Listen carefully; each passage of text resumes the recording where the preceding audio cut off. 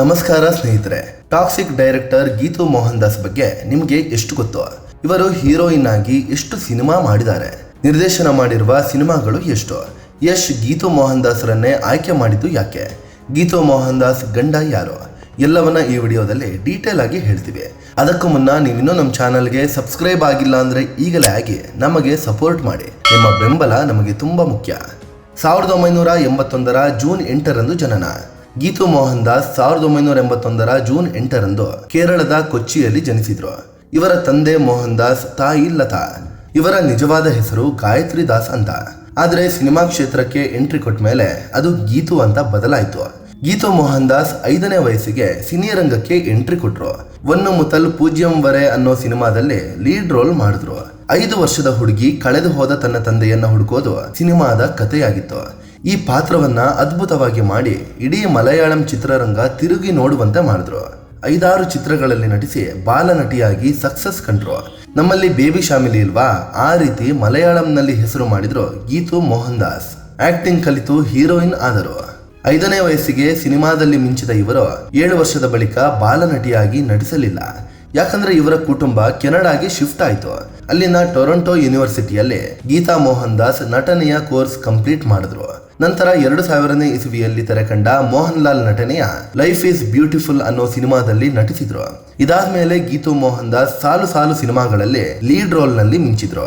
9 ವರ್ಷಗಳಲ್ಲಿ 34 ಸಿನಿಮಾಗಳಿಗೆ ಬಣ್ಣ ಹಚ್ಚಿದ್ರು. ಉತ್ತಮ ನಟನೆಗಾಗಿ ಹಲವಾರು ಪ್ರಶಸ್ತಿಗಳು ಕೂಡ ಇವರ ಮುಡಿಗೇರಿದ್ವು. ಡೈರೆಕ್ಟರ್ ಕ್ಯಾಪ್ ಧರಿಸಿದ ನಟಿ ಗೀತು. ಹೀರೋಯಿನ್ ಆಗಿ ಮಿಂಚುತ್ತಿದ್ದಾಗಲೇ ಗೀತು ಮೋಹನ್ ದಾಸ್ಗೆ ಡೈರೆಕ್ಷನ್ ಮಾಡುವ ಕನಸು ಚಿಗುರೊಡಿತು. ಹೀಗಾಗಿ 2009 ನಂತರ ನಟನಾ ಬದುಕಿಗೆ ಫುಲ್ ಸ್ಟಾಪ್ ಇಟ್ಟು ಹೊಸ ಜರ್ನಿ ಶುರು ಮಾಡಿದ್ರು. ಅದೇ ಡೈರೆಕ್ಟರ್ ಜರ್ನಿ. 2009ರಲ್ಲಿ ಕೇಳ್ಕೊಂಡುಂಡೋ ಅನ್ನೋ ಮಲಯಾಳಂ ಶಾರ್ಟ್ ಮೂವಿಯನ್ನ ಮಾಡಿದ್ರು.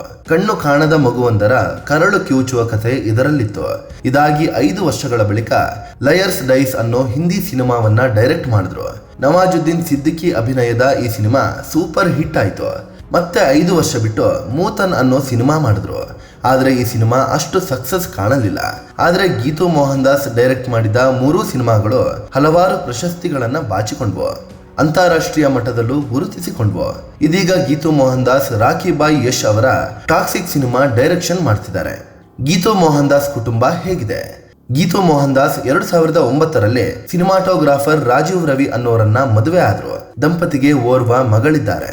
ರಾಜೀವ್ ರವಿ ಹಲವಾರು ಸೂಪರ್ ಹಿಟ್ ಸಿನಿಮಾಗಳು ಮತ್ತು ಸೀರೀಸ್ಗಳಿಗೆ ಸಿನಿಮಾಟೋಗ್ರಾಫರ್ ಆಗಿ ಕೆಲಸ ಮಾಡಿದ್ದಾರೆ.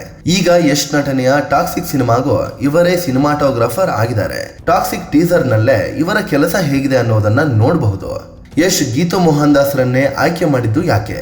KGF 2 ಸಿನಿಮಾ ರಿಲೀಸ್ ಆದ್ಮೇಲೆ ಯಶ್ ಜಾಗತಿಕ ಮಟ್ಟದಲ್ಲಿ ಸದ್ದು ಮಾಡಿದ್ರು. KGF ನಂತಹ 2 ಸಿನಿಮಾ ಕೊಟ್ಟ ಮೇಲೆ ನೆಕ್ಸ್ಟ್ ಏನ್ ಮಾಡ್ತಾರೆ ಅನ್ನೋದು ಎಲ್ಲರ ಕುತೂಹಲವಾಗಿತ್ತು. ಯಾಕಂದ್ರೆ ಈ ಹಿಂದೆ ಮಾಡಿರೋ ಹಾಗೆ ಲವರ್ ಬಾಯ್ ರೀತಿಯೆಲ್ಲ ಸಿನಿಮಾ ಮಾಡಕ್ಕೆ ಆಗಲ್ಲ. ಮುಂದಿನ ಸಿನಿಮಾ KGF ರೀತಿಯಲ್ಲೇ ಅಥವಾ ಅದಕ್ಕೂ ಮೇಲೆ ಇರಬೇಕು ಅನ್ನೋದು ಸಿನಿ ರಸಿಕರ ಮಾತಾಗಿತ್ತು. ಹೀಗಾಗಿ ಯಶ್ ಮುಂದಿನ ಸಿನಿಮಾವನ್ನ ಡೈರೆಕ್ಷನ್ ಮಾಡೋದು ಯಾರು ಅಂತ ಚರ್ಚೆ ಆಗ್ತಿತ್ತು.